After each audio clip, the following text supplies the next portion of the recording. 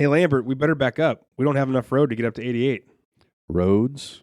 Where we're going, we don't need roads. Back to the Future, coming up next.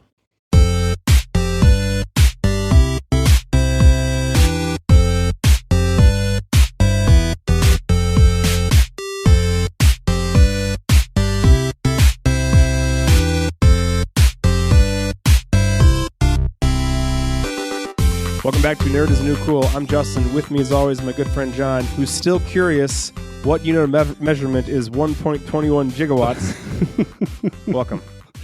Hey, man. It's good to see you. You too, buddy. I'm pretty pumped. This is one of those anniversary movies that I did not need to rewatch. But I did anyways. But I did, and I enjoyed it just as much as most likely the first time I watched this. Yeah, I definitely didn't. So I did most of the prep without rewatching it, and then I still watched it. Well, I was going through the scenes, and so I put the movie on, and I wrote down the first scene, right? Almost like the montage. Yeah, right. Of like all the inventions and whatever. Yeah, and I put down the guitar scene, right? And then I just started writing down every scene. And the next thing you know, I looked up and I'd written down every scene, and we're only on the next scene. We're only basically we're at the house with the family, like having dinner. Meeting the McFlys finally. And I didn't have to change a single scene throughout this is how many times I've seen this movie, which is, I don't know, Back to the Future, 40th anniversary. Like, there's so many great things to talk about. Do you remember the first time you saw this movie? Probably hard to remember that. No, I mean it was honestly, it was probably on a VHS that was recorded off the television. If I had to get really specific with you, it was probably something like that, where it was on TV and mom and dad recorded it, so then we could keep watching it.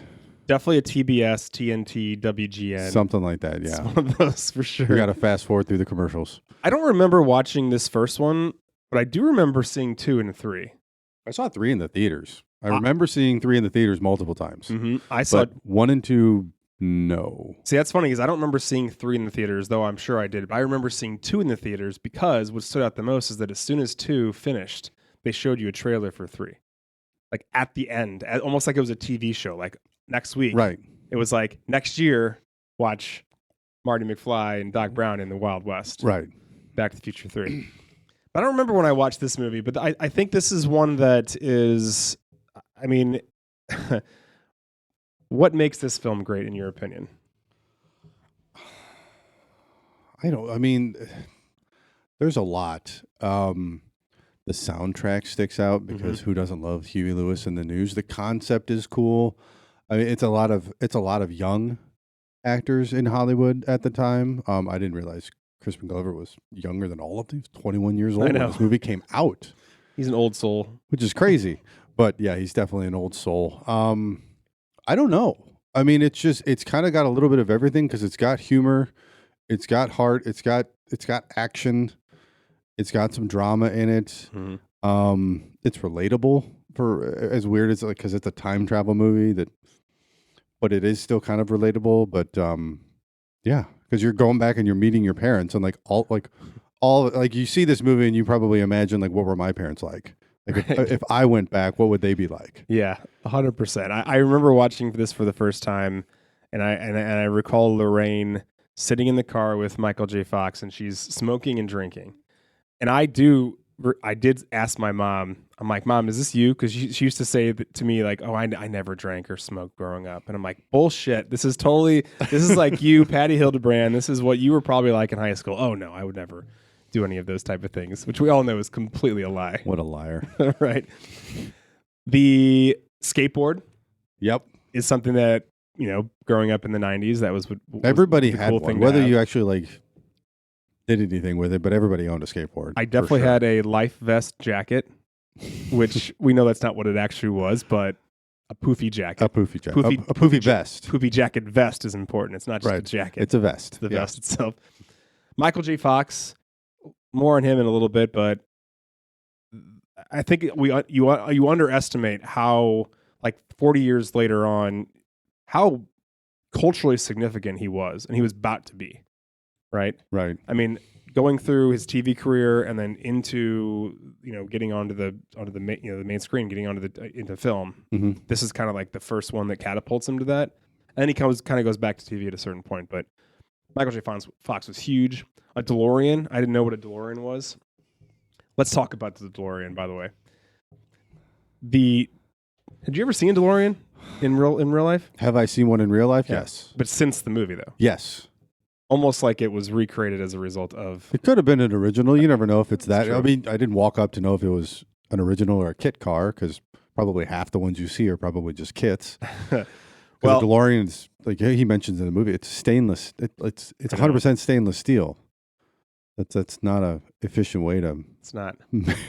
I mean, that thing's a tank. So it's called the DMC DeLorean. It's a rear-engine, two-seated sports car manufactured by John DeLorean's DeLorean Motor Company. And it was in America from 1981 to 1983. What was interesting about it is that it had those wing doors now, right? Yep. And I guess the Teslas have that. And Lamborghinis have them too. Lamborghinis have that too. That's why I know them from Lambos. Yeah. And it was used intentionally in this film to make it look like it could be possibly like a spacecraft. I mean, If you think about it it. works. It does. No, it totally does. Especially when you go back to 1955. Mhm. Like that is in the 80s you can be like, okay, that's kind of like weird hipster. Like you could see something. But even when you go that. forward in two, it's still kind of... It's still shocking fits when in. you see it. I mean, do you remember watching Minority Report? Yes. And I remember all those cars had it. And I was like, oh, so that's the vision of Steven Spielberg of what cars look like in the future is they have DeLorean, anchored doors, which is totally absurd. But let's see. I think it's important, though. I wanted to mention that Zemeckis decides to use the DeLorean as the time machine, but originally it wasn't going to be a time machine. It was going to be what was called a time chamber. And it was a room where Marty would go into and basically be zapped back in time. Oh, so like Doctor Who. Yeah. Yeah. And they kind of made it into at a certain point, like it would look like a refrigerator. So exactly like Doctor Who. But they decided, because they were worried that children would perhaps try to replicate this, Oh, and just like lock themselves in the fridge. they decided to ditch that idea, That's which smart. I think That's smart. it's a wise choice. Bob Gale, who was one of the original writers, and Robert Zemeckis, they actually received a fan letter from John DeLorean after the film's release, thanking them for immortalizing his car. Kind of cool.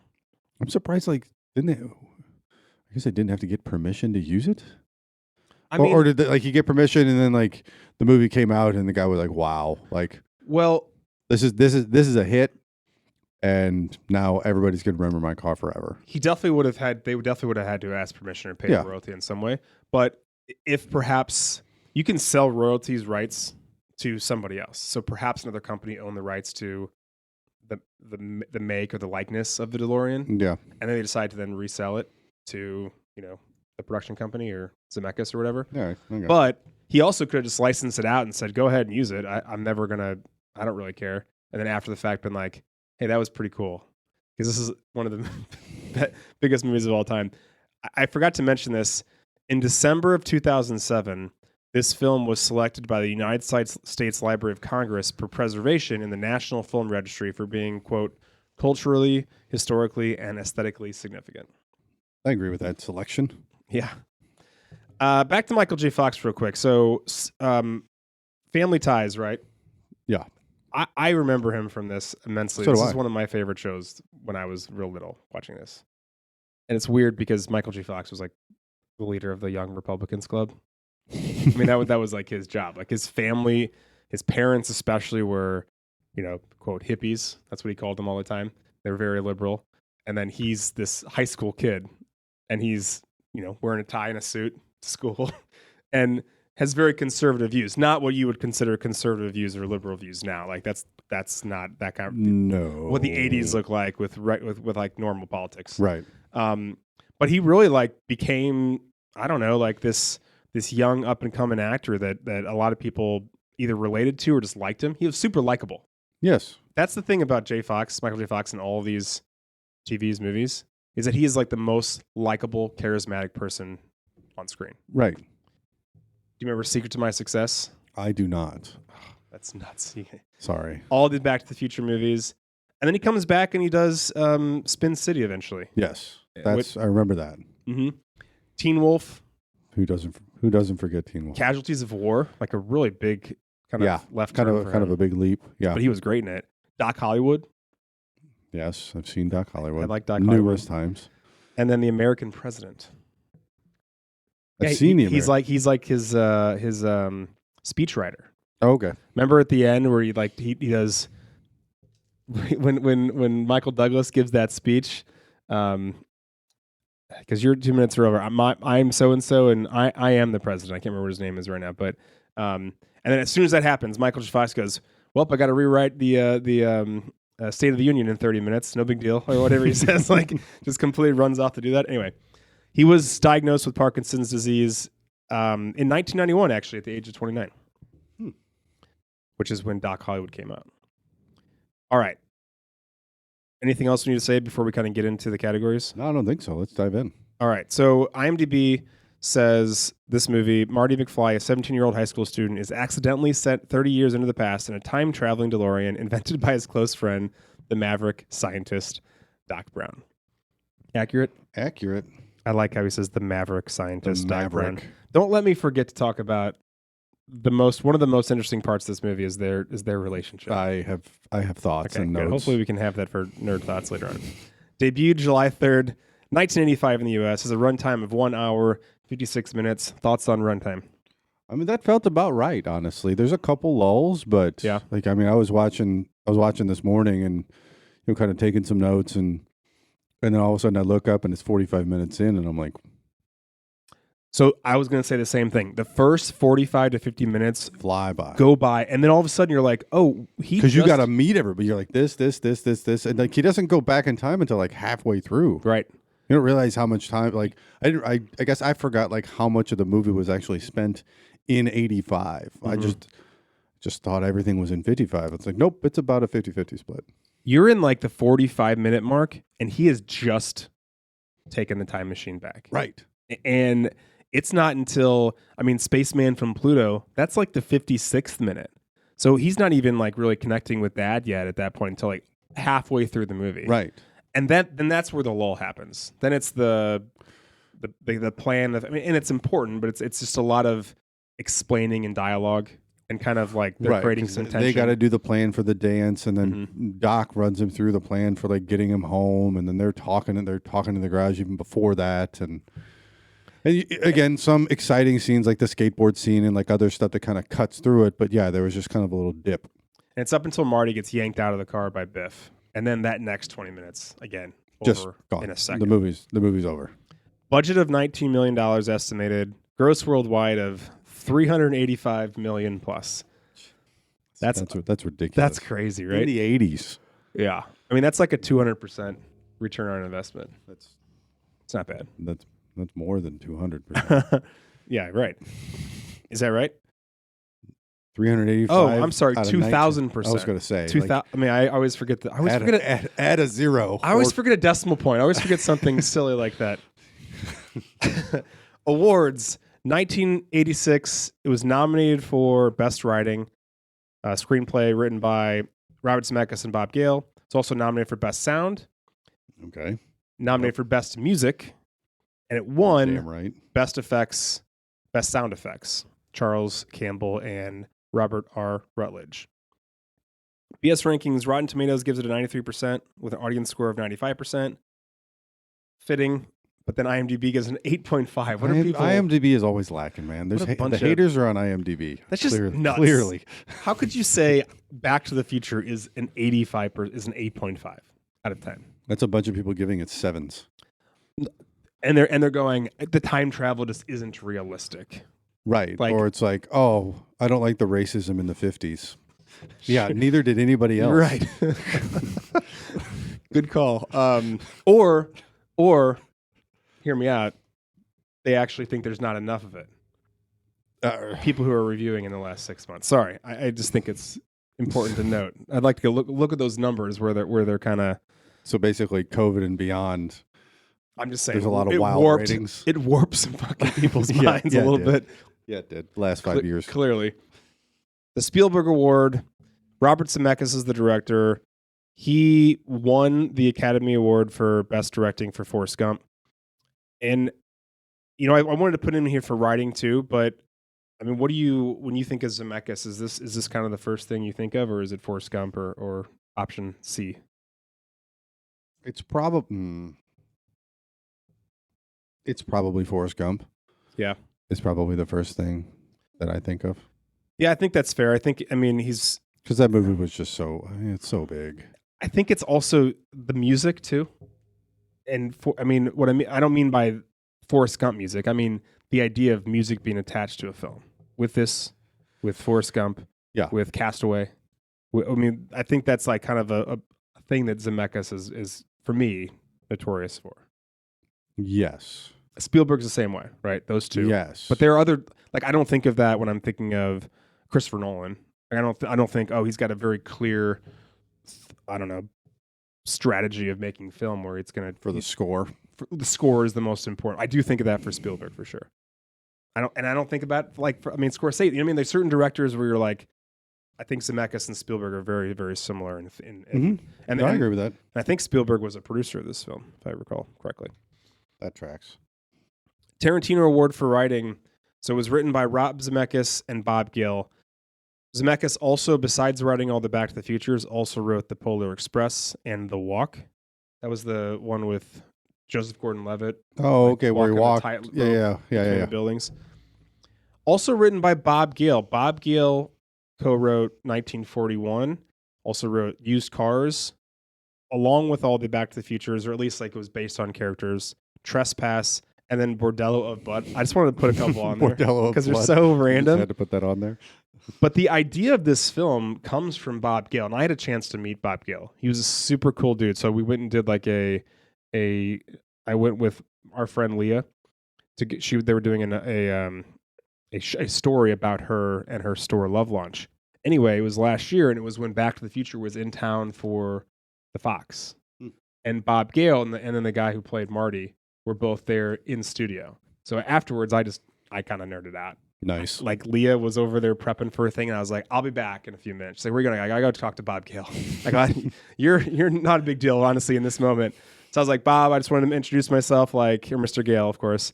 Huge fan. Just wanted to say that I just think it's everything about Back to the Future. So all the things you say. Yeah." And he was just such a down to earth, grounded person. He's like, "You gonna go to the show? Oh, that sounds great." And then we started talking about Hullings and family relations, and he just knew. I mean, it was just like, I don't know. He just seems like a pretty genuine. Started talking about having come to the Fox when he was a little kid. Oh, nice. And I think it's important that to note that this idea for Back to the Future came from Gale, and he actually it's kind of on record of him saying that he was at his parents' house going through their basement, and he came across his dad's old high school yearbook, and just kind of wondered. I wonder if I would have been friends if we were both in high school together with my dad. Because they were, at the time he was 17. He told it to Zemeckis, and they turned it into a story. And the idea was three things. A high school kid gets sent back in time, meets his parents, and then his mother falls in love with him. Which,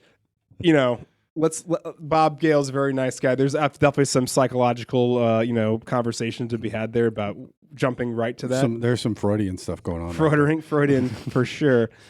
But what a fun concept. It's a great concept. Now what happens, shenanigans wise? Right. How do you get everything back on track? When it inevitably gets fucked up.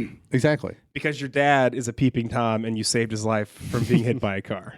Which is a whole nother layer of like how they met and they're right. Like it's just so funny to think about. He's really kind of he's taking what would be the most ridiculous things about my parents to have been true, and really kind of making fun of them. Yeah, but in doing so, taking all their flaws and eventually turning them into, different people altogether. Yes, I mean all the things that happen in this movie completely. Of course, they alter Marty's life. But they really alter the parents' life, and that what ends up happening to alter the rest of the family's lives. Right. And then Marty fucks it up again later on in 2 and 3. But Tom Hanks, I got 2 nominees for this. I think there's 2 main actors, right? Yeah. Michael J. Fox plays Marty McFly, and then Marty McFly. Christopher Lloyd plays Dr. Emmett Brown. We haven't really talked about Christopher Lloyd really at all, but the producer Neil Canton offered the role of Doc Brown and Christopher Lloyd because they worked together in The Adventures of Buckaroo Banzai Across the Eighth Dimension in 1984. Have you seen that film? No.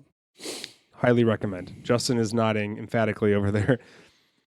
Christopher Lloyd actually originally turned it down, but he changed his mind when his wife basically told him, you need to do this. And he improvised some of the lines kind of throughout the movie. You can tell it. He's got a Christopher Lloyd flair to it. Yeah, he does. When I say Christopher Lloyd, is this the first thing that comes to mind? And the answer can be yes, but I need you to tell me what else would be. What's the second thing? I can tell you the second thing would be good. It's this. While I have not seen the show, it's Taxi. Oh, because he was in Taxi, and then recently it's the movie with Bob Odenkirk, Nobody. Christopher Lloyd plays his dad in Nobody. Fascinating. He's also in the new Wednesday movie or Wednesday TV show. I haven't seen season 2. He's in season 2. Okay. I'm surprised you didn't say Addams Family. Oh yeah, he does play Fester. I personally think of immediately Who Framed Roger Rabbit. Oh, okay. He is such.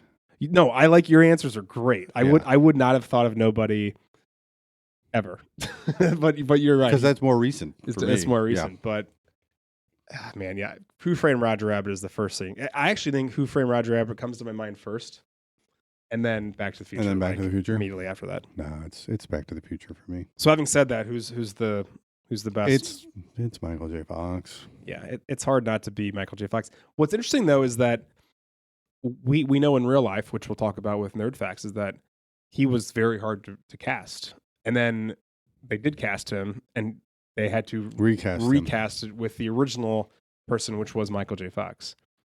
So that kind of speaks to him being almost indispensable, hard to replace. They had to shoot around him. Oh, I know.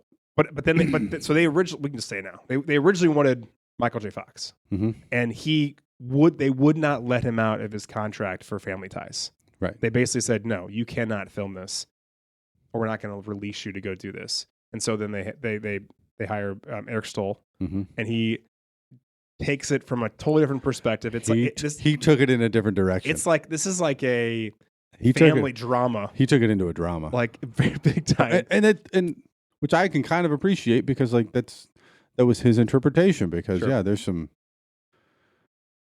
elements. There's some heavy stuff going on. If you pull out some of that music too, the music makes it more light. Yeah, exactly right. Again, the Fun. score. Mm-hmm. The score. But if you switch it around, and now you throw on a score of let's say an Inception or something like that. Yeah. Now you're like, oh wait, this is actually not Dark This Knight. has become like a horror thriller. Give it a good Chris Nolan score, and it's yeah.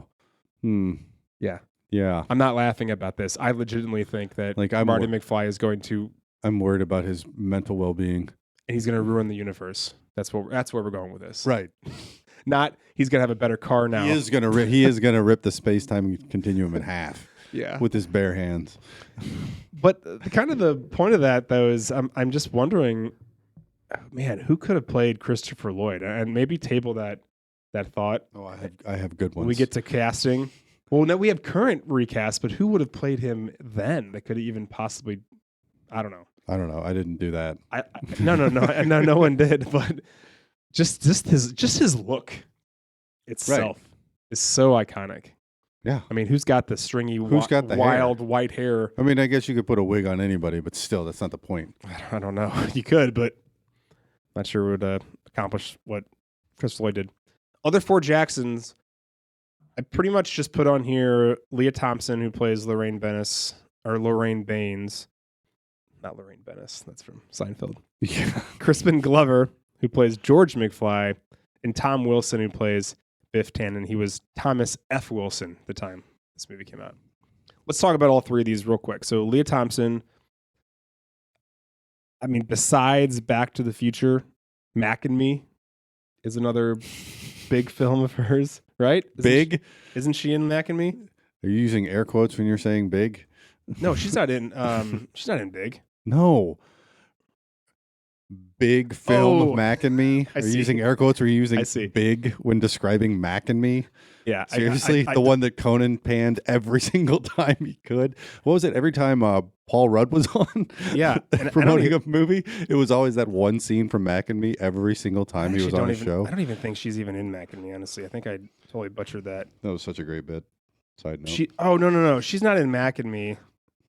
Man, this needs to be the cutscene right here. Nope. You can't. You can't. No. It's I'm too sorry. late now. She's not in Mac and Me. She is in Red Dawn. She's Dennis the Menace. Dennis the Menace, Howard the Duck. There you go.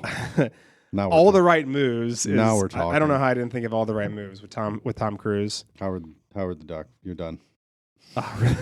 Hey, Howard the Duck's not terrible. No, I mean, like, it's not like you can stop talking. Like, that's the end. Okay, that's the It's answer. the end of the list. All right, that's fair. And then we've got, after Leah Thompson, we've got Crispin Glover. There's not a whole lot of things that he's been in a lot of things, but nothing that, I mean, he didn't have the career trajectory that I think he probably could have, based on his skill. Yeah. But he was apparently a pretty tough person to work with, as far as very meta, very serious, very quirky. Well, you mentioned an old soul. Charlie's Angels is what I think of, aside from Back to the Future with Crispin Glover. And of course we know that he wasn't in the second one because of challenges he had with the people in this movie. Okay. Yeah, like, so they recast him. They found a lookalike. And so he's not the dad in Back to the Future Part 2. I don't know if you knew that or not. I don't know if I knew that or not. Looks just like him, but it's not him. And then Tom Wilson, who really, this is his thing. He's done some other things too, but not a whole lot. He's also since He's a comedian. He's become popularized because he has a whole bunch of stand-up bits, and one of his stand-up bits is him singing a song about, like, I'm not Biff Tannen. Like, it's like a it's a pretty funny song. No, he's a singing guitar comedian now. Yeah, I don't know what genre. There's probably a name for that genre, but like that's his kind of shtick, which is pretty cool, actually. I'm gonna go first. I think it's Tom Wilson. I think so too. Oh, really? I thought we'd have maybe a disagreement there. It's great. Biff is just so good. He's so hateable from the very second he's on. He's got to be. I mean, and it is. You're like, God, fuck that guy. At any age, whether he's middle-aged or young, he's a dick, which means he did a great job. Backup singers: Billy Zane plays Match, so one of Biff's henchmen. Yeah, cronies, whatever. yeah. And then Huey Lewis plays the high school band audition judge, who is actually uncredited, but we know that's Huey Lewis. You're just too loud. You're just too darn loud. You're just too darn loud. That's my favorite.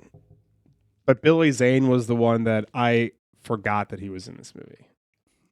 Like at one point in time, I remembered that he was, and then I totally forgot. Mm-hmm. But like I knew he was in it. Yeah. So what's your pick? I gotta go Billy Zane. Billy Zane. Listen to your man, Billy Zane. See your man, Billy Zane. It's a walk-off. John Williams category for music. Let's talk about this. This is pretty cool. Alan Silvestri does the score. He also did it for Predator, Overboard, the aforementioned Who Framed Roger Rabbit, The Abyss, Father of the Bride, Death Becomes Her, which is also a Zemeckis film. Yeah. Forrest Gump. And then he does Judge Dredd. Awesome. And also Contact and Castaway, another Zemeckis film. And then The Avengers, the first one. The Avengers? Like the Avengers? Yeah, like The Avengers, the first one where they all come together. Okay.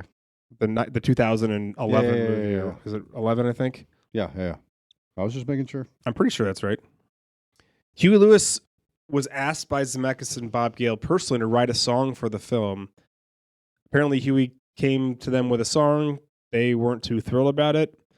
And after kind of telling him what they were looking for, he came back with a song called The Power of Love. And they loved it so much, ironically. Now that they like the second song so much, they said, can you give us one more? And he wrote Back in Time. Which is also a great song.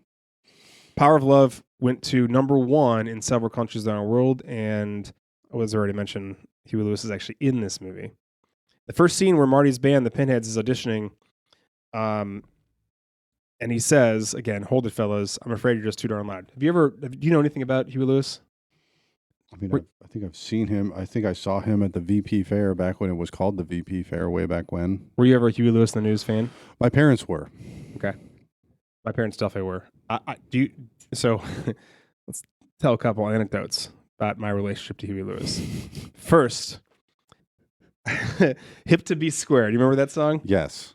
So two parts about that. First of all, and these are the two stories. First of all, I think it was in third grade.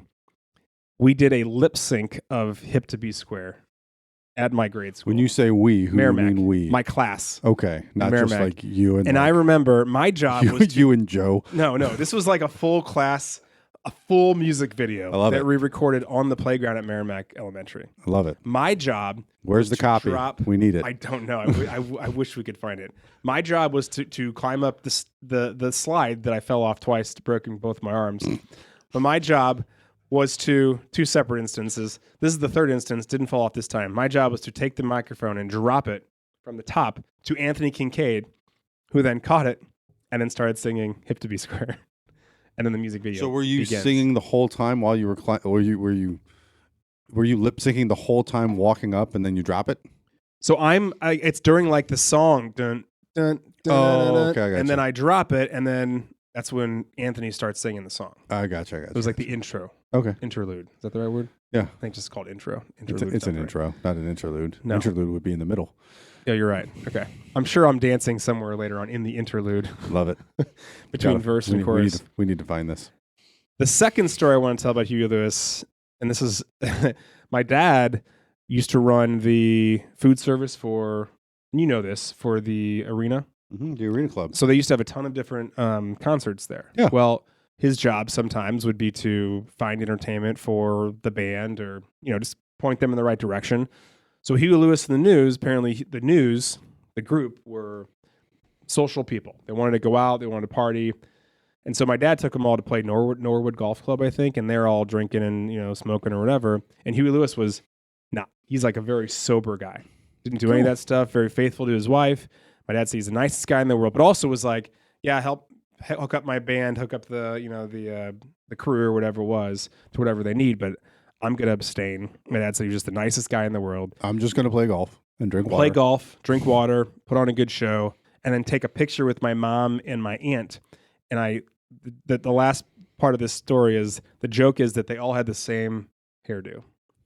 A fucking amazing 80s mullet. Love it. And I'm going to try and find this picture, and this will be the This is moment gonna where we be- can This flash would be way the easier. photograph on the It'll be way screen. easier to find the photo than to find that video. I have this photo. I've taken a photo of the photo. Oh, It's okay. on my Oh, phone yep, I've somewhere. done It that. definitely exists Yep, because it's an sometimes- incredible photograph. Sometimes that's what you got to do. Sorry, that was a long tangent, but I just love Huey Lewis and the News. Personal connection. Personal connection. Deep dive. Let's get into scenes to nerd out on.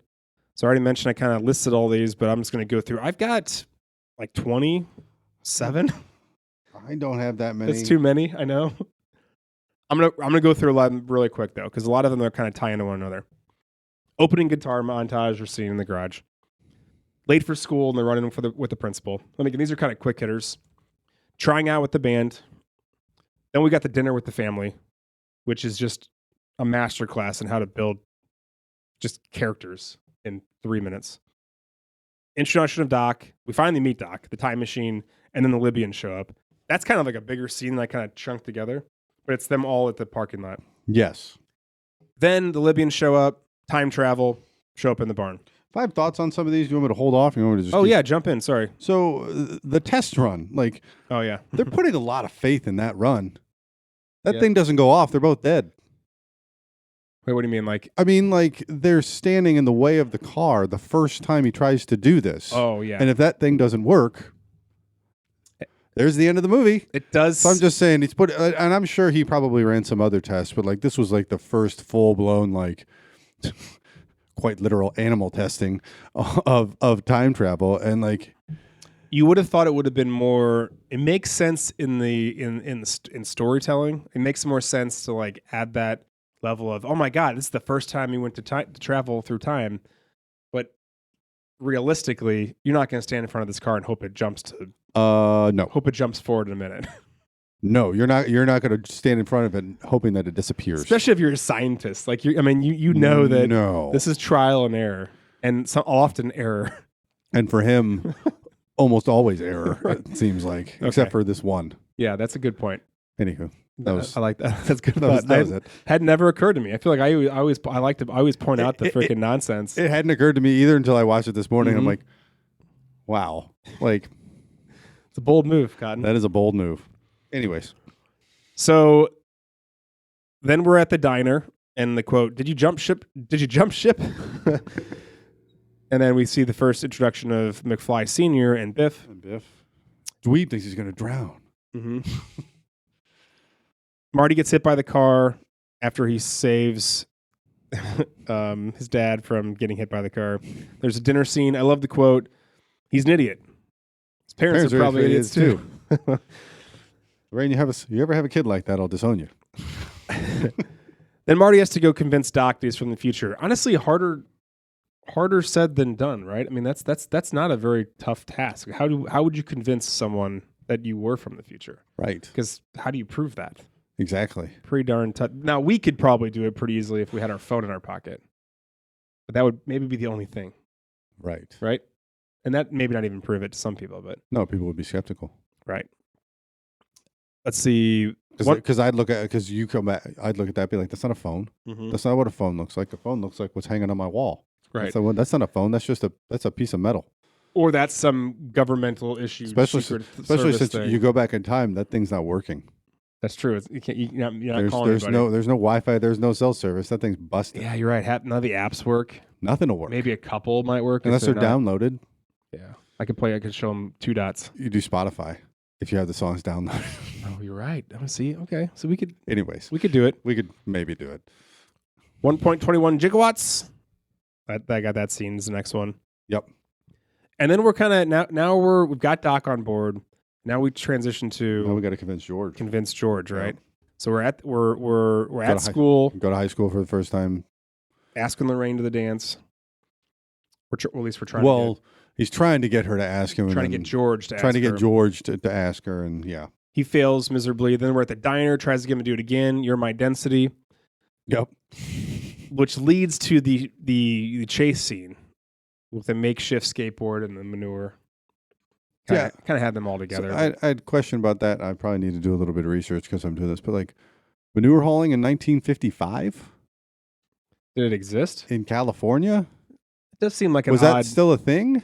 I mean, seems I genuinely don't. It very well could have been, but like, It seems like an odd place to have that in the middle of your town square in a fairly in the 50s when like nobody rides a horse anymore at that point in time. yeah. Everybody's riding cars.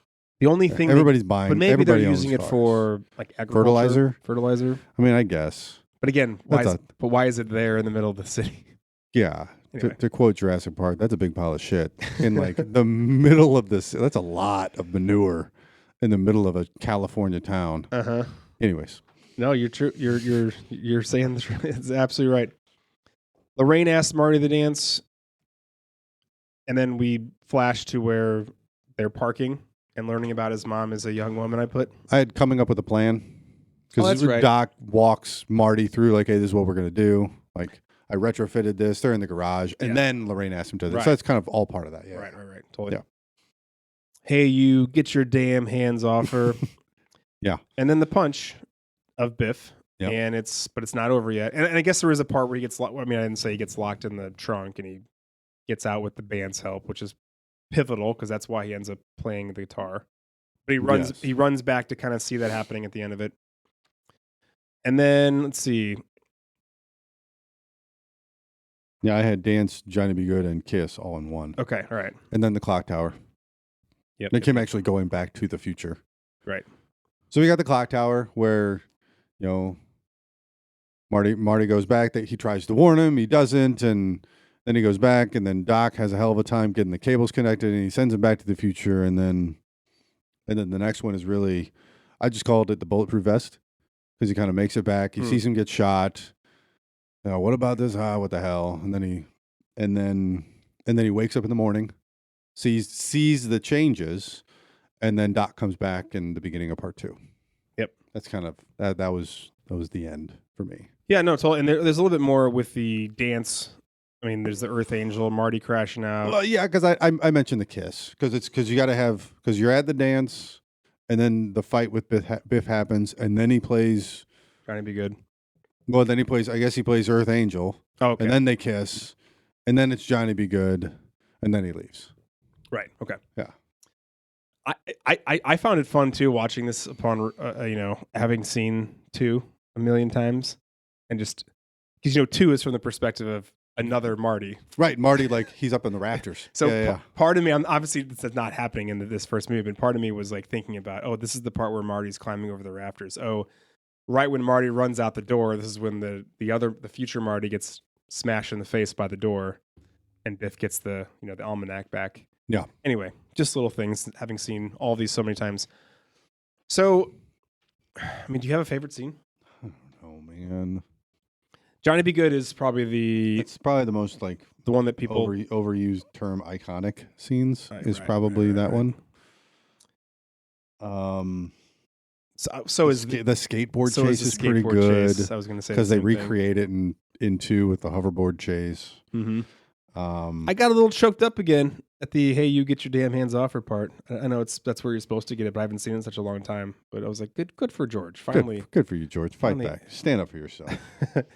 And then again with no, let me take that back. That part I was like, yeah, but what actually got me more was the scene in the dance where he pushes the other guy. Pushes the guy away. Which, by the way, that's a hell of a push. That was a good push. That part, I was like, he still hopped up. All that adrenaline still flowing. He really did. He tossed him across the floor like freaking Captain America. I don't know. I could say, I'd probably either say like the diner and the skateboard, or like just the dance, kiss, Johnny Be Good, like that whole. It's not really it's more than one scene, but that series of events. Probably my favorite. That is the best part. I think that the skateboard is the most fun, but for me, I actually really like the part where, like you mentioned before, that we're figuring out how the time machine works, and then the Libyans show up so fucking random.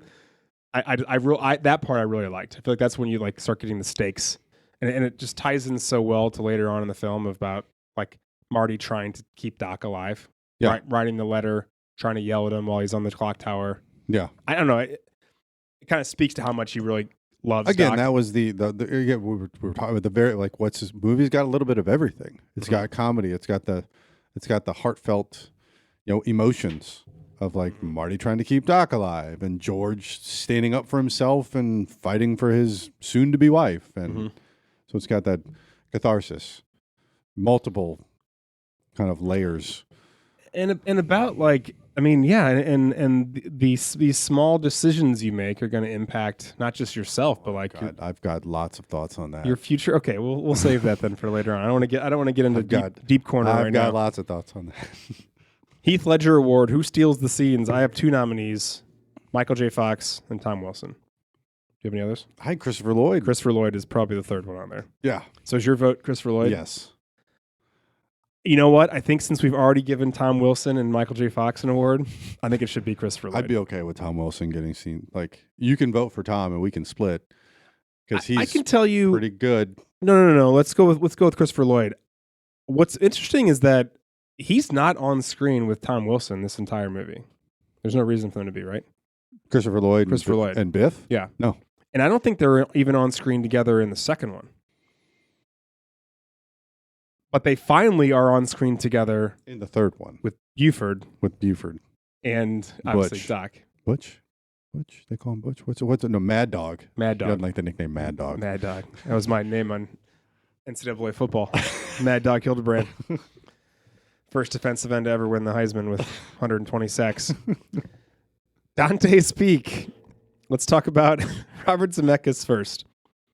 I've already mentioned some of these, but let me go through them in order. Romancing the Stone. I didn't mention that. I forgot about that one. 84. Talk about a Michael Douglas like banger. This is an 85. Who Framed Roger Rabbit's an 88. Back to the Future 2 is an 89. Back to the Future 3 is a 90. Death Becomes Her is a 92. Forrest Gump 94. Contact in 97. Castaway in 2000. I want to make sure we mention Polar Express, kind of a big deal, in 2004. And then years later, Flight in 2012. Which is a very good film, but not his peak by any stretch of the imagination. No. I think it's late 90s, or I'm sorry, late 80s. I think if you kind of have, this is 85, this is kind of the beginning of his his I don't know, his rise. importance, his rise, sure. Who Framed Roger Rabbit, 88, Back to the Future, 89, Back to the Future 3 and 90. I think it's Back to the Future Part 2, actually. And that's his peak? Yeah. I think Forrest Gump. You think is it's Forrest peak. Gump? Yeah. Okay. I think it's hard to argue against Forrest Gump as his peak. Yeah, I mean, he does win a whole bunch of awards. All right, you're right. Yeah. My favorite's Back to the Future Part 2. That's fine. Christopher Lloyd. The question wasn't favorite. The You're question right. was peak. You're right. I got to remember, it's not about me. Forrest Gump. This is not about you. Christopher Lloyd has 256 acting credits. He won an Emmy for Taxi There you go. in 82 and 83. Mm-hmm. He was on that show from 78 to 83. Mr. Mom in 83. This is an 85. Clue, also in 85. Clue. Such a good movie. For Who Framed Roger Rabbit, 88. 8 Men Out, 88. Dream Team, 89. Back to the Future about 2, that one. 89. Adam's Family, 91. I didn't do anything after 91. He's in things, but I think like this 80s. Yeah, because he's in like Addams Family Values after that one, and yeah, He's in a lot of things. and he kind of bounces around a lot of stuff. Right. But Whereas, he's like in nobody in the movie. I mean, like he's in that movie for the last like 10 minutes. Mhm. Pieces of it here and there, but like he's not. He doesn't get a lot of screen time. He plays such a kind of great there. supporting actor. Like he's Yes. not I don't know that there's anything where he's really the main character. I mean he's a really good bad guy. He's a really good partner. I mean he plays He's really good. Well, I mean, bit even characters. in Taxi, that was an ensemble cast, Right. Even like Dream Team, like he's Yep. he's incredible in that, but that isn't. I mean, Michael Keaton is the main character, I suppose, but Yep. that is an ensemble as well. Clue ensemble again. Clued, Great. big time. Yeah. I don't know. Addams Family. If we're talking about in pop culture, probably I would imagine that of all the films, I don't know. It'd be interesting to compare that. It may just be back to the Back It could to the be. Future It series. could be the franchise. If you add all three of those together, it easily outgrosses anything else that's ever been in. But yes, the two Addams Family movies made a lot of money too. yes, they did. They were very popular. And really popular. I think as far as acting wise, I love him in Dream Team, and it's hard not to say Taxi, but that's like early in his career. Right. Yeah, I don't know. This is tough. Let's just say Back to the Futures, I guess. Maybe Yeah. I think part 2 is probably The the franchise. franchise itself. What about time travel? This is an easy answer. Is it? Yes, it is. Okay, well, do you just want to say it before I list? You want to list them off first? What do you want me to do? Let me just say it. Just say it. Terminator. Yeah. I don't even have that on my list. How is that not on your list? No, you're right. That needs to be on the list. That's the only thing I wrote down. Yeah, I don't know Terminator. how. I don't know how I didn't get It's that on either there. that or it's Hot Tub Time Machine. Take your pick. Well, so maybe you can say Terminator, which is 84, right? I mean, like like when I say I mean like the franchise. But if you're gonna pick one, it's probably T2 No, it's definitely T2. because that movie was monstrous. It was the first rated R movie I ever saw in the theater. Was it really? Yes, it was. Ryan Keene's birthday. Oh man, Don't ask me why I remember these things. I just think do. you should- that's a very big moment. Yeah. Well, I definitely saw it in the theaters too, so I'm not sure if I was with you or not. I probably wasn't because I think we weren't. That was grade school still.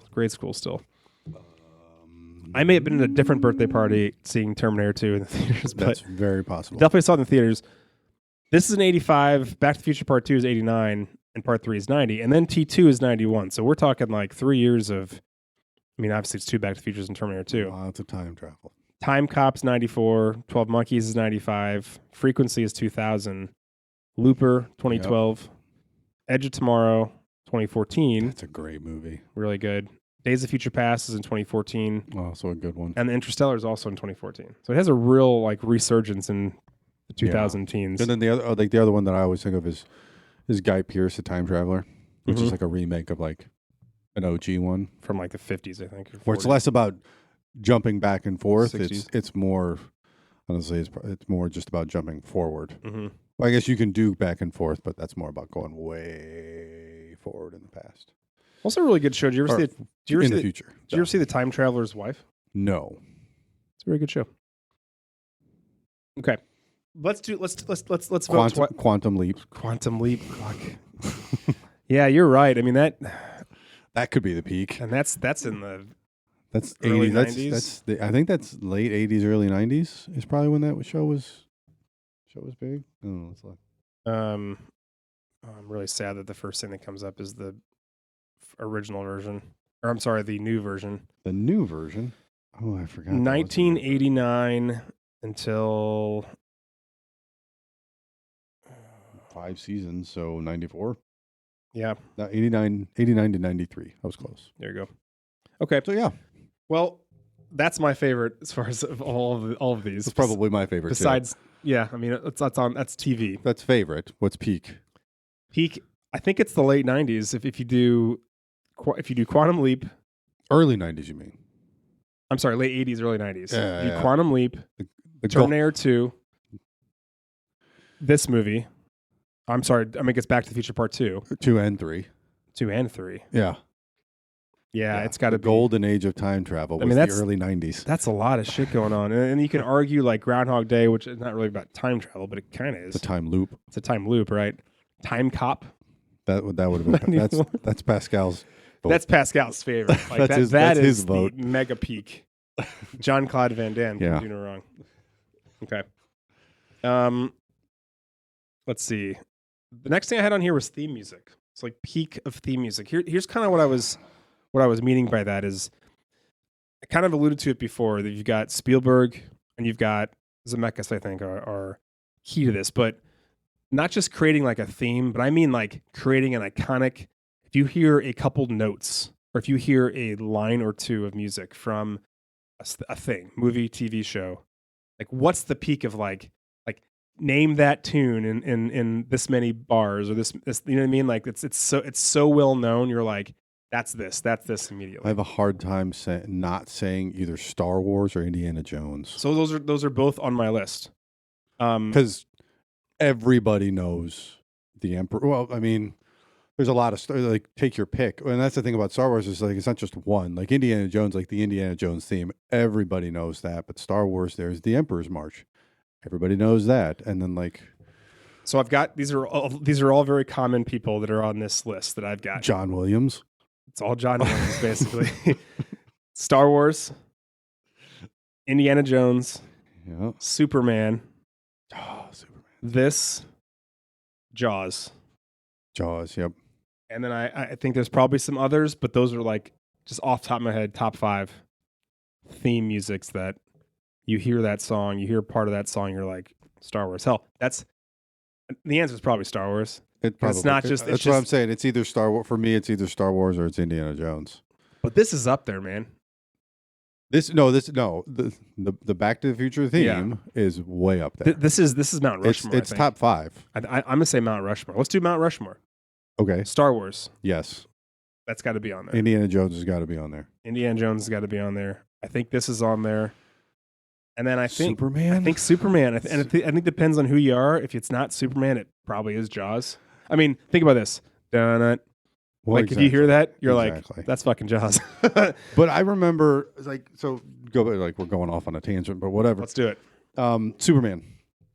When what was it 2012 when Brandon Routh, like the Brandon Routh Superman, like I was watching that whole movie waiting for the Superman theme because they teased it and then they teased it. They just kind of teased it a little bit throughout, and then like I was waiting the entire movie for them to play the Superman theme. Like that's the only thing I was really waiting for. Like the story was okay, but like play the damn music. And they do eventually, right? They do. 2006, by the way, is when they came out. No, Jesus, even older than that. So Yeah. So Superman for me has probably got to be on there. Okay. All right. That's a good list. Zemeckis actually hired Alan Silvestri to write the music for Back to the Future because he worked with them on Romancing the Stone. But Spielberg, who was the producer, one of the producers, essentially was like, I don't think this is the right music for this. But Spielberg changed his mind when he heard the orchestra warming up and basically said to Zemeckis, that's brilliant. That's what this needs to be. And Zemeckis said, yeah, it is. That's the main theme that Alan just sent to us. So you're right, Spielberg. This will be the music for this movie. Michael J. Fox, peak. I already mentioned that he wins an Emmy. I actually mentioned he won an Emmy. He won Emmys for Family Ties. Did you know that? I don't So know. I don't he think I won did know that. 3 Emmys in 86, 87, 88. Did you watch Family Ties? No?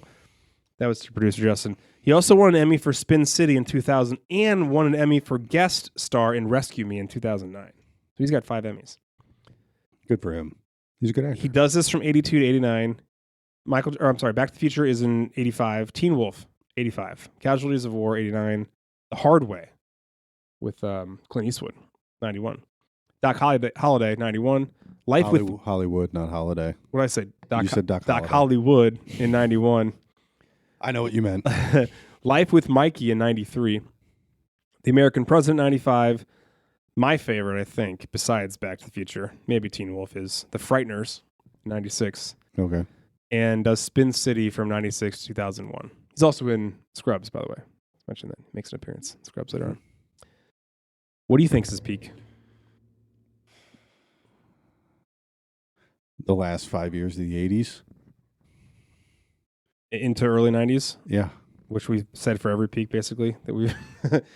You're not wrong. It's hard. I mean, this and Teen Wolf in the same year, you can make an argument for 85. I think it's 85. I really do. I think that he does a lot of other great things, and this is his first foray into being the main guy. The guy, yeah. And then you do that with Teen Wolf, even though it's the first thing he's doing. I don't know. You can't top that year. I mean, Casualties of War, 91's a good year. Hard Way, Doc Hollywood.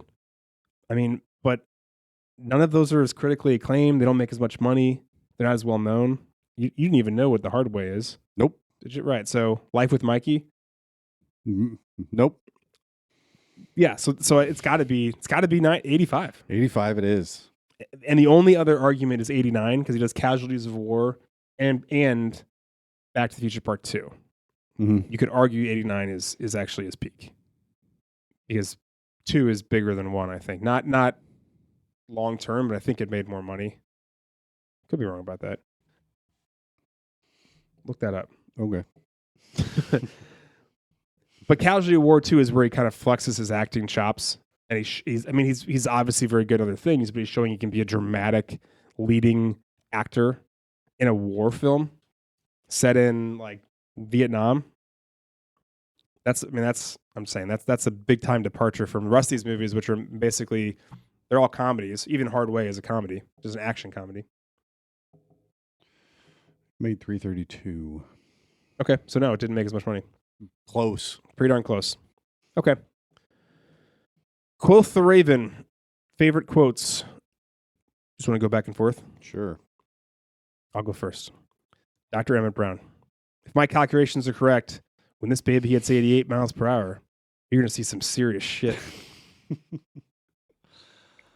Last night, Darth Vader came down from the planet Vulcan and told me that if I didn't take Lorraine out, he'd melt my brain. All right, let's just keep that to ourselves. Whoa, this is heavy. Dr. Brown. There's that word again, heavy. Why are things so heavy in the future? Is there a problem with the Earth's gravitational pull? I wrote that one down too. Maybe you were adopted. Great Scott. Yeah, you had to do that one. 1.21 gigawatts. There you go. You get to get one of those too. I'd say the one I say the most often is if there is a fence or a railing unit or maybe a crib. I get used to these bars, kid. I say that a lot. Yeah, you do. Why don't you make like a tree and get out of here? And I cannot. There's some instances where I cannot disassociate quotes from the one from 2, because immediately I want to go, "It's leave, you idiot, leave." Yeah. You sound like a damn fool when you say that. And that's 2. Let's see. Wait a minute, Doc. Are you telling me you built a time machine out of a DeLorean? Well, if you're going to build a time machine, you might as well do it with some style. Who the hell is John F. Kennedy? Let's sticking with that. Then tell me, future boy, who's president of the United States in 1985? Ronald Reagan. Ronald Reagan, the actor? Then who's vice president? Jerry Lewis? That's so good. Because and that just plays so well into just the like try again. You were talking about like how would you convince someone? It's like, oh, Ronald Reagan's the president. It's like the actor. How the hell is he? Again, thinking about someone from the 50s, Yeah. it's like that guy's not going to go on to be president of the United States. Like, You know what's it going just to seems ridiculous. you know what's going to bake your noodle later. Yeah. So I tell you who president is in 2016 and 2024. Yeah, right now. Damn, where's that kid? Damn. Damn. Let's see. If you put your mind to it, you can accomplish anything. Yeah. Guess you guys aren't ready for that. But your kids are going to love Kids it. are gonna love it. No wonder your president has to be an actor. He's got to look good on television. Chuck, it's Marvin, your cousin. Marvin Berry. You know that new sound you're looking for? Well, listen to this. You kind of mentioned this. My density has brought me to you. Density? Oh, destiny. Wait, you're George McFly, aren't you? Yes. Yes, I am. And I'm your density. I'm your destiny. I mean, your destiny. What happens to us in the future? Do we become assholes or something? It's your kids, Marty. Something's got to be done about your kids. Got to be done about your kids. I think that's it for me. Me too. You're canceled. There's a couple things. Yeah. There's one word in particular that they say to the band Yeah. that was, I'm not even going to say it. It was Nope. just, I just wrote down, calling them this, ... not good. Not good. Not Not good at all. not good. The one other thing I'd say about what they would do differently if they remade this, kind of change the topic a little bit, is that I think that if whoever was playing Marty would actually be singing Johnny Be Good. I was actually thinking about that. I was like, who does sing Johnny Be Good? I think it's the original. I think it's not Chuck. It's not Chuck Berry. It's not Chuck. yeah. Berry. Who is? I don't know. That is not Chuck Berry's voice. You're right, but it's definitely not Michael J. And Fox I think either. Speaking of that, like you probably get rid of that. The whole like song? the like that whole phone call of like the influence of some white kid travels back in time, and that's where Chuck Berry got the idea for Johnny Be Good. That's Probably no. You probably choose a different song. I would, or just leave that out. Like he can go back and play a song and not have to do anything. I get it. It's interesting because it's time travel. It's like, look what else he's impacting. But like, Yeah, Mulaney does a really good bit on Back to the Future. If you've ever heard of it, Yeah. if you've ever heard it, like John Mulaney, the comedian, does a really good one where he talks about. It was like, oh, we're gonna do this, so we're gonna take that from and it's like, so what's this? So his thing is like he's being lazy. It's like, and his best friend is a disgraced nuclear physicist. Huh? Yeah. Like because the whole thing was like trying to sell the idea of Back to the Future to like producers of movies, and when you take a step back and you realize like, yeah. This is kind of a weird. His mom's gonna try to have sex with him. What? Right. Like this is kind of a weird idea. And I have more thoughts on the whole Marty and Doc dynamic. Sure. Mark Campbell, by the way, who was a vocalist for the Mark band Campbell. Jack Mack and the Heart Attack, sang Johnny Be Good in that Cool. movie. So what about Libyans? You wonder if maybe they do. Well, yeah. I mean, I don't think they pick a particular country I don't anymore. think they do either. Like the way they did it in Top Gun 2, Top Gun Maverick. Where it was just kind of an unknown, Just unknown bad guy. just a bad guy. Just a bad guy. Just a bad guy. So Yeah. it could be a bad guy, Make it not but so not. timely. You're not going to call out a specific country. I would think not. It's a good call.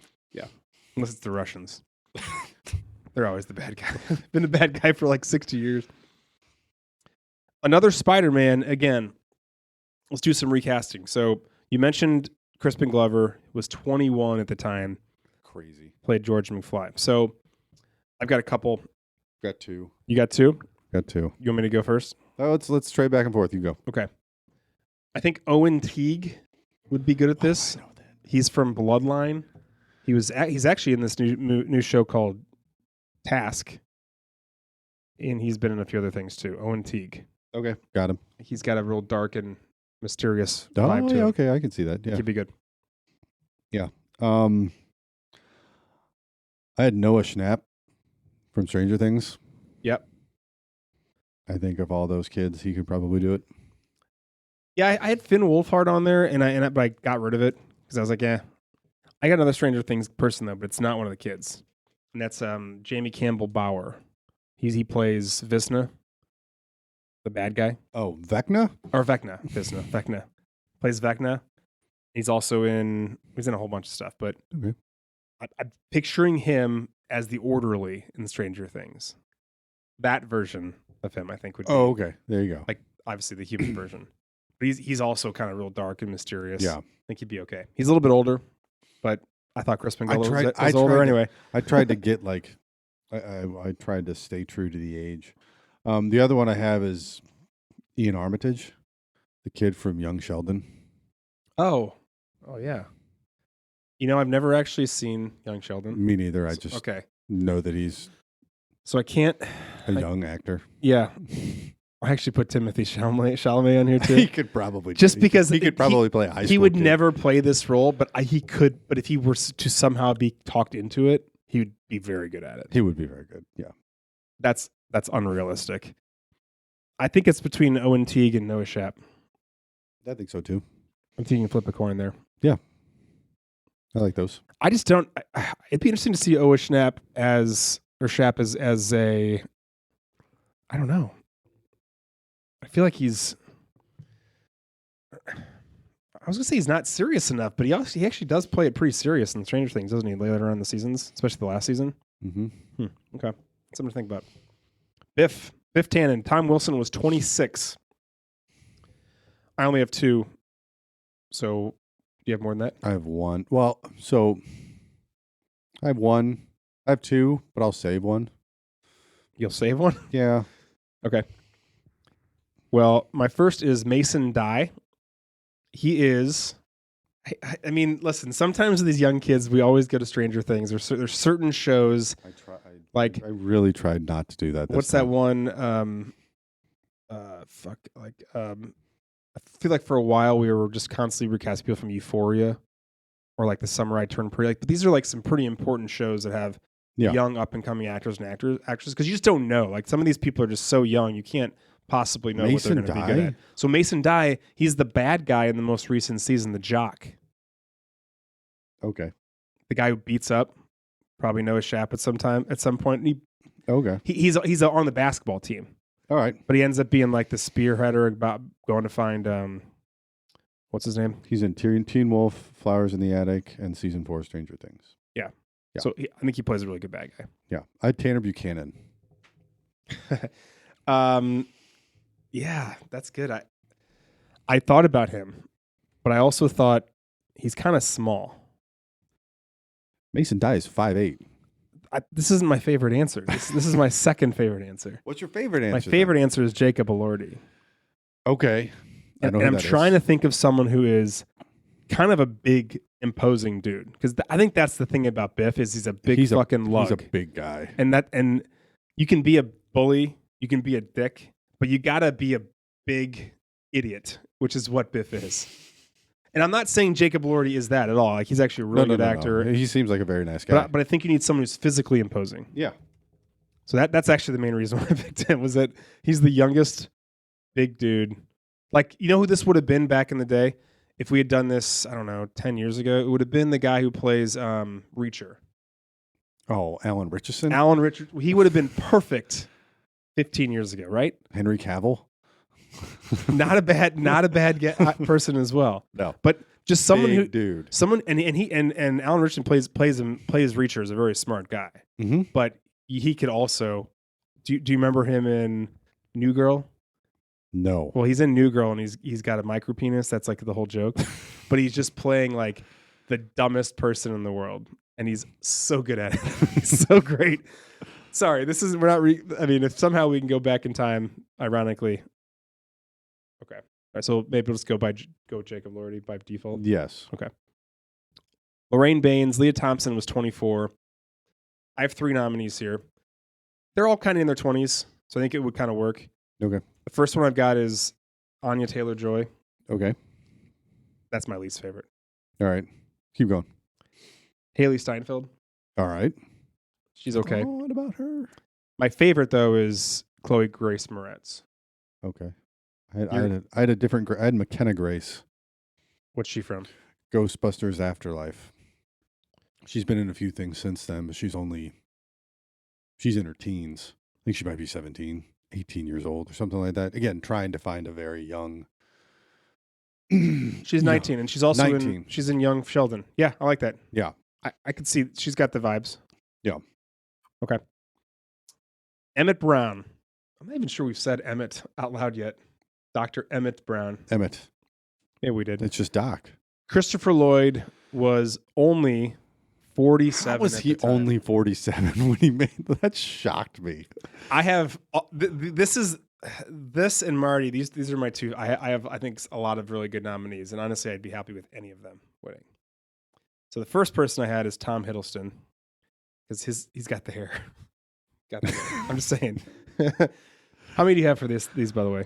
I have 3. Okay, so I'll do 2, and then next person I had was Dan Stevens, who he's from Legion. Okay. He plays Xavier's kid in Legion. Night at the Museum 3. He plays Lancelot. Okay. He's in a bunch of stuff. Oh, he was in Beauty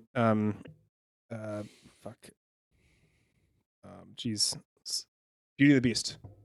He plays the Beast. He plays the Beast. Okay, got it. All right. I'll save my favorite for last, but I have Owen Wilson. Just because I think he could do it. I think you're right. He's got the comedic chops. Yes. I have Keanu Reeves. Just because I think he could do it too. Yeah. Because he's got a lot of range. I was gonna say he's a little old, but all my guys are older than. Doesn't need to be. It doesn't need to be 47 because he doesn't look 47. No. To me, we're almost 47. Yeah. And he looks so much like, I don't know, maybe that's how they wanted to do it with the makeup or the wardrobe and whatever, but he looks older. Oh yeah, it's easy to say he's in his 50s and 60s, which is. So I was looking for more actors in the 50s and in their 50s and 60s. I kind of put Benedict Cumberbatch in that group too. Yeah. He's a little younger, but my favorite nominee is Nicolas Cage.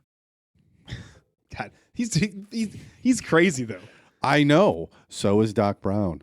Doc Brown is pretty nuts. All right, well, let me throw one that's like Nicolas Cage, I guess, who can play it super crazy and intense. Adam Driver, would be very good in this role. My personal favorite is actually Paul Dano. Paul Dano's good. Paul Dano. Maybe he's too serious. Maybe he I don't know. I'm not sure I've seen him in all the comedic stuff. I'm not gonna lie to you. Of all the ones that were said, I think I like Owen Wilson the most. I've got one more. Oh, you got one more? I have one more. Okay, go ahead. Kate McKinnon. Oh, shit. It doesn't have to be a guy. It doesn't have to be a guy. No. Man, she would be fucking great. All right, I think if we keep with a male Doc, Owen Wilson. I think Owen Wilson, and then Kate McKinnon. Yeah, is a pretty good. I tried to do a gender reversal with Marty too. Yeah. Oh, really? Okay. Well, then let's do that. So let's. Well, let me think about this for a minute. You're gonna have to go first. I'll go through a bunch of stuff. So for because Marty could still be you just flip him, so you could still have Lorraine, and you could have, I don't know how you would do it, but so I have I have Roman Griffith Davis from JoJo, the kid from Jojo Rabbit. Yeah. Okay. As Marty McFly. I actually liked McKenna Grace for the lead, so switching her to the Marty role and switching Roman Griffith Davis to the Lorraine role. Mm-hmm. And then for the Biff Tannen role, I had Jenna Ortega. Because if you're going to change the protagonist, you have to change the antagonist. So you're going too. more like Mean Girls bully. It wouldn't, and when it comes to you could find a physically imposing one, but it doesn't necessarily need to be a physically imposing bully, especially if you're going to remake this in 2025. It certainly doesn't need to be. Mm-hmm. So you could completely flip and then Kate McKinnon makes sense. Okay. You'd have to completely redesign the plot. If you think about the plot, you'd have to redesign the big moment. Couldn't be, what happens with Biff and when George stands up to Biff because Lorraine's about to get. Yeah, I do think this is like a Mean Girls Back to the Future Could be. version. Yes, something like that. I hate to like boil it down to that, but no, it could be. That's why I had the exact same thought. I was like, you kind of Mean Girls it and flip it. Okay, if you wanted to. Well, then, so who do you have for Marty then? I had the same guy. I still had Roman Griffith Davis from Jojo Rabbit, so like he could be. Oh, so that's your one nominee? Yes. That was hard for me. I had recasting. I had zero problem with this. Recasting the kid. Well, I actually had Tanner Buchanan here. He could do it. I think he'd be really good. I think he'd be really good.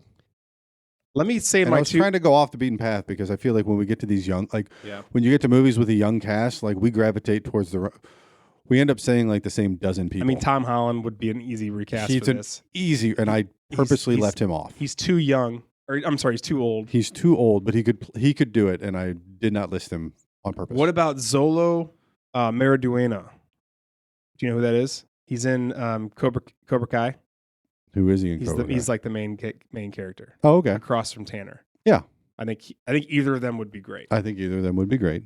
He's also in that Blue Beetle movie. He's in Blue Beetle. Yeah, that's the other one I was going to. Yeah. Those are my two.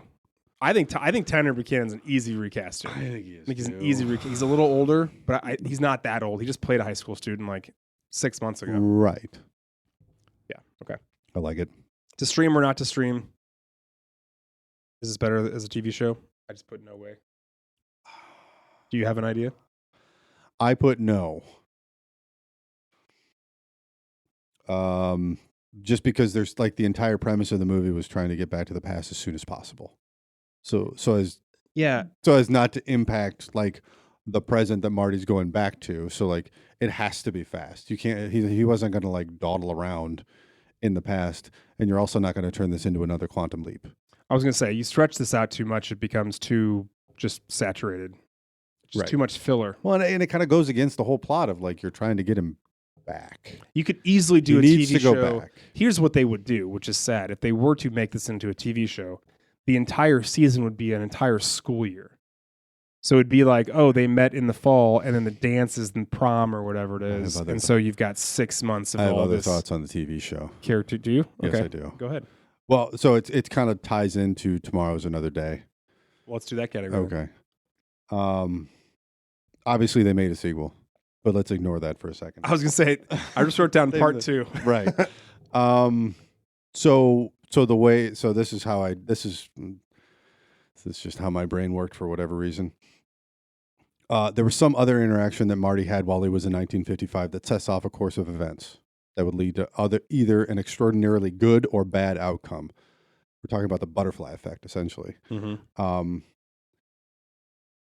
In the movie, for example, he went back in time and he had an interaction with his Uncle Joey in the playpen. Just a small interaction, but an interaction. And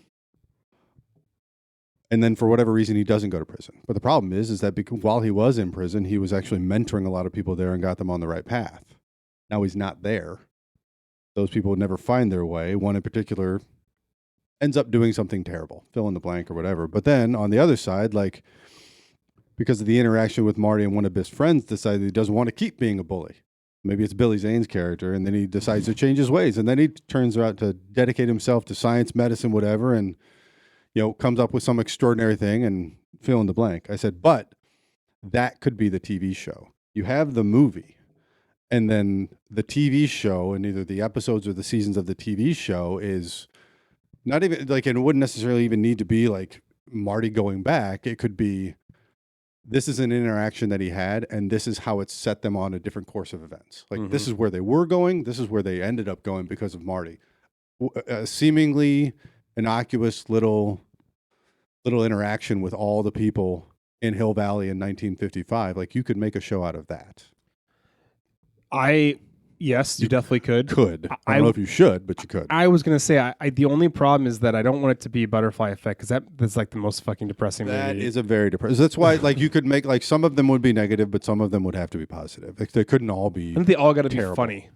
Whether they're bad or good, they all got to be funny. And they all could be funny. Like, there's a million different ways you could spin it. You could turn them all dark, or you could turn them all into a sitcom. So not necessarily a sitcom, but you know what I mean. Yeah. I think while we're here, one of my nerd thoughts is going to be time travel possible. And No. I think we know the answer is not even like, are you able to travel in time, but the idea that if you do something in the past, will it affect your future? No. The idea, The Avengers ruined that for us. eventually, right. So now, I wrote that down. yeah. So what the conversation is, sure, if you did that, but then how would you ever get in the time machine in the first place? So while it could change things. It actually can't change. It's that 10 seconds of dialogue from the Hulk that just blasted everything to smithereens. Yeah, right. So sadly, I'm not sure it could work. I'm not sure it could work. But like again, if you're operating on the premise that like you go back to the past and it changes your future, which this clearly does, like you could make a show. I also like the thought of from Back to the Future, again, part 2, is that when you do that and you make changes, it makes an alternate timeline that then you can flash forward to. So once you have gone back in time and done things, the future will inevitably be different. Whether or not that has nothing to do about how you get there, because that's still, the timeline is still going this way, but you going back in time just changes like the trajectory of that current timeline. Right, and then you can just jump right back in it. Yeah. Where you left and be like, oh, look what, oh yeah, okay. That's the way, I like the Back to the Future description better than the Avengers description, or better than any other description of time. I hope that's how time travel works. It doesn't, but sure. Whenever it does work. Nerd facts. Spielberg wanted his production company, Amblin Entertainment, to make the film, but Zemeckis and Gale didn't want to become known as the guys who only got jobs because they were friends with Steven Spielberg. So instead that's legit. I think it's totally legit. And instead they sent it around every studio in Hollywood. It was rejected 44 times. Columbia actually said it was, quote, too sweet. Universal originally said, quote, time travel movies don't make any money. And Disney said it was, quote, too incestuous. Yep. It sounds like something Disney would say. Mm-hmm. Marty's surname was originally not McFly, but McDermott. McFly's so much better. I wonder why they changed it, though. I don't, because it just sounds better. It does sound better. The famous clock tower climax to the movie wasn't part of the original script. Instead, Marty and Doc would visit a nuclear test site in Nevada, and a nuclear explosion would send a DeLorean back to the future. It was just going to be too expensive, so they made it into the clock tower. We're going to go to Area 51? I guess so. That's awesome. I'd see that. Mm-hmm. Universal Pictures head Sid Sheinberg did not like the title Back to the Future, insisting that nobody would see the movie with future in the title. In a memo to Robert Zemeckis, he said that the title should be changed to Spaceman from Pluto, tying into the Marty-like alien jokes in the film, and also suggesting further changes like replacing I'm Darth Vader from the planet Vulcan with I'm a spaceman from Pluto. Sheinberg was persuaded to change his mind by a response memo from Steven Spielberg, which thanked him for sending a wonderful joke memo and and everyone got a kick out of it. Sheinberg, too proud to admit that he was serious, gave in to letting the film retain its title. Have you seen the films that made us? Yes. Or the movies that made us? Yes. The way that this is described by Bob Gale is just so awesome. And how Spielberg basically tricked him into getting their way. Thank God he did. Biff's catchphrase, make like a tree and get out of here, and Butthead were improvised by Tim Wilson. Love it. Or Tom Wilson, sorry, Tom Wilson. It took 3 hours in makeup to turn 23-year-old Leah Thompson into 47-year-old Lorraine. That was a pretty good job. Yeah. Yeah. Speaking of making someone look differently, Doc's distinctive hunched over look developed when the filmmakers realized the extreme difference in height between Christopher Lloyd and Michael J. Fox. So Michael J. Fox is 5 foot 4.5 inches, and Lloyd is 6'1". And to compensate for the height difference, they used specific blocking where they stood far apart from each other, and close-ups, Lloyd would have to hunch over, kind of like a lot of the same Lord of the Rings they do. Lord of the Rings, sure. Lord of the Rings, they did that a lot. In April 2020, Back to the Future screenwriter Bob Gale finally decided to explain the plot hole question about why Marty's parents didn't remember him as a kid in high school when he got them together. He told the Hollywood Reporter, bear in mind that George and Lorraine only knew Marty Calvin for 8 days when they were 17, and they did not even see him every one of those 8 days. So many years later, they might still remember that interesting kid who got them together on their first date. He continued, but I would ask anyone to think back on their own high school days and ask themselves how well they remember a kid who might have been at their school even for a semester, or someone you just went out with one time. If you had no photo reference after 25 years, you probably have a hazy recollection. So Lorraine and George might think it funny that they once actually met someone named Calvin Klein, and even if they thought their son at age of 16 or 17 had some resemblance to him, it wouldn't be a big deal. I'd bet most of us could look through our high school yearbooks and find photos of our teenage classmates that bear some resemblance to our children. It's totally true. It's absolutely true. Yeah, and these big events for him are just normal high school happenings for them. Right, and like the thing that Like beating up a bully, finding a girlfriend, dancing at a dance, and right? the thing that they're going to remember the most are like you're talking, like core memories are not, like he's not going to be in it. It's going to be the three of them and him punching out Biff. Core memory. Yeah. Kissing on the dance floor the first time. Core memory. Marty's not there. They might be like, oh yeah, wasn't he playing in the band? Or like, no, Right. it was them. Uh-huh. And then he was gone in a flash. Yeah. I was like, oh, I wonder whatever happened to that guy. I don't know. And then life happens. Totally. Yeah. Doc Brown apparently had a pet chimp named Shemp in the drafts. They eventually changed the pet dog, or changed to a pet dog called Einstein because, again, Sid Sheinberg said, quote, no film with a chimp ever made money. Gail said, well, what about Every Which Way But Loose? And Sheinberg said, quote, that's an orangutan, not a chimp. Oh, good Lord. Well, listen, in this instance, he was right. He was right. You know, The dog. Give Sid Sheinberg shit for the name of the movie, but in this instance, good change. We did Yep. not need a pet chimp in this movie. Nope, a dog named. I think that would have taken away too much. Is everybody Totally. like, yeah, give me a dog. Yeah. A persistent myth is that Michael J. Fox had to learn to skateboard for the film. In fact, he was a reasonably skilled skateboarder, having ridden throughout high school. However, per Welander acted as a skateboarding double for the complex scenes. He also choreographed and coordinated the skateboarding action together with Robert Schmelzer. He's obviously good. He obviously, I mean, there's some close-ups, of He course. knows what he's doing. But you can tell he knows what he's doing a little Yeah. bit.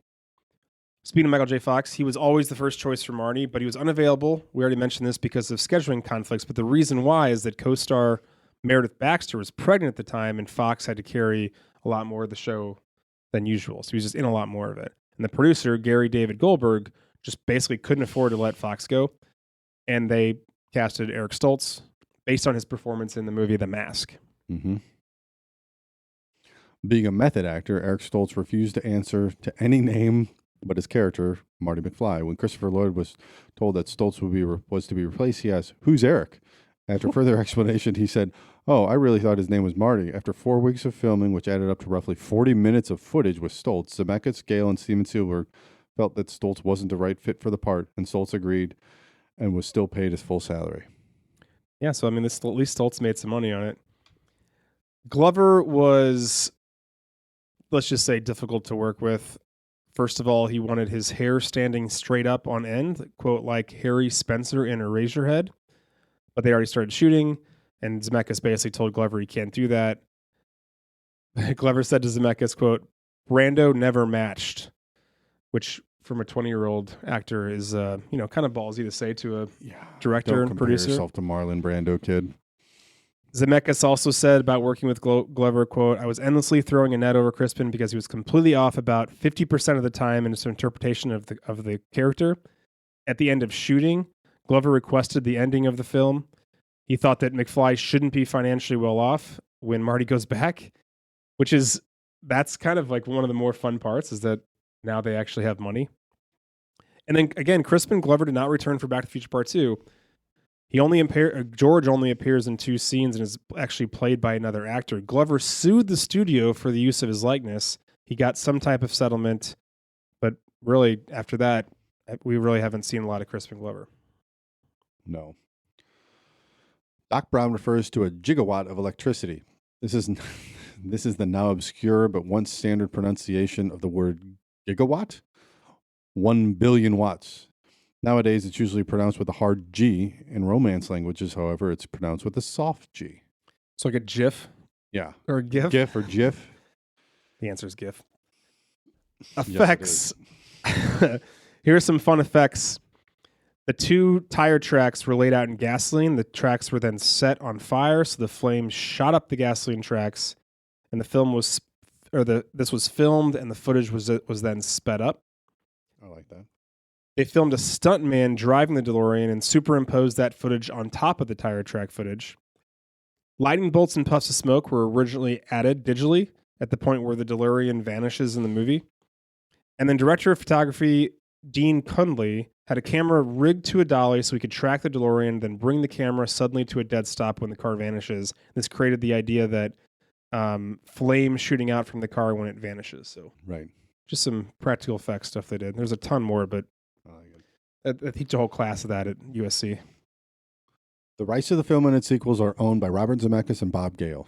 In a 2015 interview, Zemeckis maintained that no reboot or remake of the film will be authorized during his or Gale's lifetime.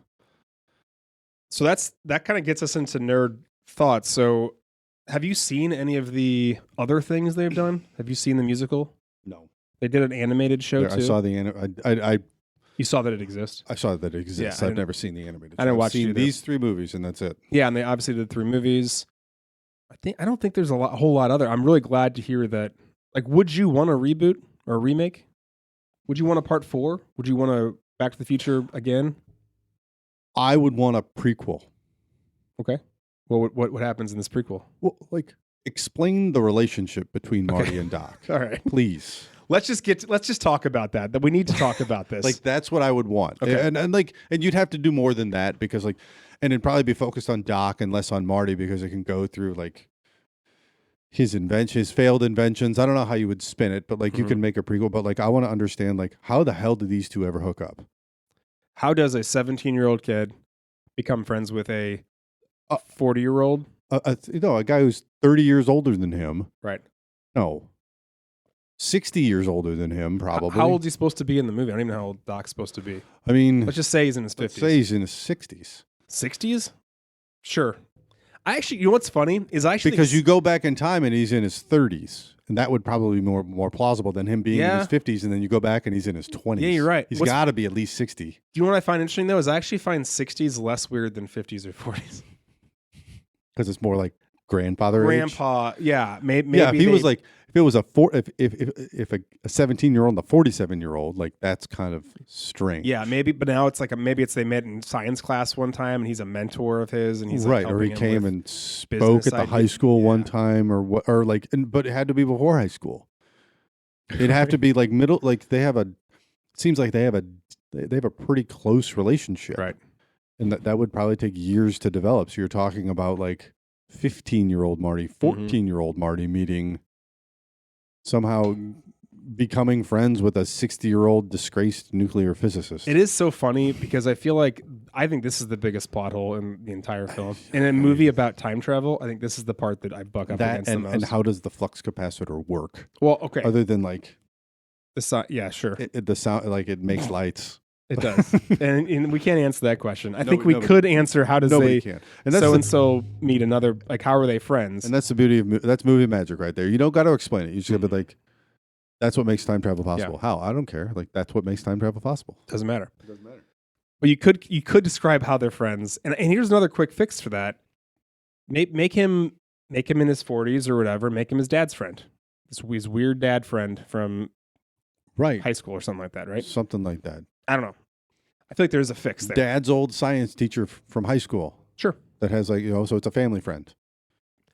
Honestly, Doc just coming because Dad was kind of a nerd in high school, so that probably tracks. Doc just being at dinner, that first dinner, I think maybe drops off a casserole and then leaves. I don't know. Right. Or picks up a to-go plate. Got to go back to the shop. Yep. Working on something great. Oh, that Doc always working on something. Marty, you ruined my shop this morning. See you later tonight. Okay. I think there's an easier fix for that. There's definitely an easy fix for that. My next thought. So this always bothered me because, again, thinking about the sequels, where and the reason why I'm bringing it up now in this movie is where is Biff's kid? Because Biff has a kid, and then he eventually has a grandkid that's in part 2. Where is Biff's kid? Why is Biff's kid not in Marty's grade? It's like his kid skips a generation. Oh, okay. I gotcha. You know what I'm saying? Yeah. Because in part 2, it's Marty's kid, who is Biff's grandkid. Yeah. And it's Marty's. I'm sorry. It's Biff's grandkid. Who is George's grandkid. Let me say this again. Okay. There is Marty's kid, who's George's grandkid. And then there's Biff's grandkid. But where's the middle one? Where's the Marty equivalent Biff? Yeah. That always bothered me. I'm like, where's this? Military school. It's just not there. I would have liked to see again. Quick line of dialogue could fix this hole. Yeah, he's in military school. Exactly. So he didn't go to the same high school that they went to because he got sent away. When he comes over and he's giving George shit about like helping him with work stuff, you go, Marty, why don't you shape up like my kid who's at military school? You just got to throw a sentence in there and done. Right, or like who already graduated high school early and he's already in college. He's off in the army. You dipshit. Or he's in the army. Or like what? Yeah. Take your pick. What would his name be? Biff. His Biff Jr. Biff Jr. Okay. Yeah. What's the grandkid's name? Griff? Griff. Gruff? Griff? I think it's Griff. Yeah. And Buf. Well, so I guess you couldn't. So it'd have to be something different then, because it would be Biff, because you have Biff and Griff. Yeah. So I wonder what would it have to be? Jiff? Jiff. I don't know. Yeah, but Jeff, but spelled with a G. Yeah. Geoff. That part always that part always bothered me. Don't know why. Interesting. Time travel doesn't matter to me at all. It's that. Where's Biff's kid? Yeah, don't explain time travel. I don't care about that. You have any more thoughts? So I kind of touched on it earlier. Avengers Endgame kind of like, did that kill the time travel genre completely? Because like everybody saw that movie and everybody knows like how everybody like typically perceives like time travel is just like toast at this point in time. Yeah, I think it's going to be a while. I think it's too soon to tell, but we're not going to see a time travel anything. I mean, we have seen not TV unless shows. you saw one that was like scientific, like air quotes scientifically accurate. I think that's the problem, though. People expect things to be too accurate. It's like fucking suspension of disbelief, you know? Like, have fun. This doesn't need to be like Looper doesn't really make that much sense, but it's pretty fucking cool. That if you go back in time and yourself as being a dick that's come back to kill people, well, logically, if you off yourself, the future version of you that's bad will also cease to exist. Right. So you're single-handedly explaining why IMDb ratings are dropping. 100%. People expect it to be so realistic. It's like it's a fucking Marvel movie, man. It's a Back to the Future movie. Right. It's Terminator. It's a movie about AI sending back robots to kill a younger version of the leader of whatever the resistance. Like, clearly this is not real. Or maybe it is. Totally real. Final thoughts. I think we have talked about Back to the Future at great lengths. I don't have any final thoughts. Incredible film. And you know what? I'm equally as excited to talk about part 2 now. I'm jazzed up about part 2. When does 2 come out? We can just 89. Let's just move right into talking about part 2. Yeah, I'm not ready for part 2 right now. I am. Not today. I'm ready. No. Well, Back to the Future, 40 years ago, made history. Yeah, I don't need to say check it out, because if you haven't seen it, stop watching or listening to this podcast. Right. Like, what is going on? You saw the title. Why are you listening? Thank yous, John. Thank you as always. Thank you to Bob Gale for humoring me when I fanboyed out on him for a few minutes. Absolutely. Hold on. Thank you to our producer, Justin, for listening to us ramble on for close to 2 hours about Back to the Future. Yeah. I got a couple things. I got a couple birthdays. Oh, good. We got birthday wishes. Friends of the show, Pascal. His birthday's coming up. Mm-hmm. My niece, Katie, her birthday, it's actually the same day as Pascal's. Her birthday's coming up. And then quick kind of congratulations to my nephew, Adam. He was on the show. He was on the Star Wars episode. We mentioned national champ. He got his national championship ring. Cool. So I got a picture of him yesterday with his ring. That's pretty cool. I want him to, next time he's here, flash that thing. Absolutely. He'll wear it. We'll ask him to wear it. Yeah. We'll have him on next summer or something. Well, congratulations. As we always say, we love our listeners, so make sure you rate, share, etc. on all the podcasting platforms, social medias, and also you can watch our video episodes on YouTube. Next episode preview, we're going to be bringing my dad on this show now, and we're going to be talking about... Again, your dad again. Back again. Yeah. But he's going to be here to talk about his favorite movie of all time. I'm pretty sure. The Replacements. I can't wait to hear what happens next. I've been wanting him to share his script for The Replacements too since this movie came out. You know he's got it. 25 years in the making. I'm gonna have to put some deep thought, and to hopefully come up with a better idea than him. I don't think I will, but I'm gonna try. You better come correct. Well, again, thanks for listening. Until next time. Bye-bye. Bye.